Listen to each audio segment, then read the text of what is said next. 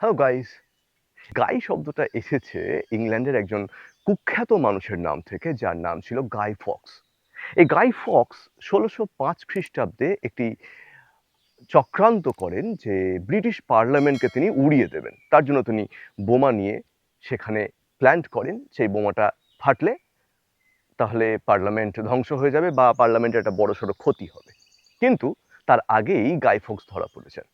তখন পুরো ইংল্যান্ড জুড়ে সাধারণ মানুষ তার কুশপুতুল বা এফিজি নিয়ে সেটাকে পোড়াতে শুরু করে।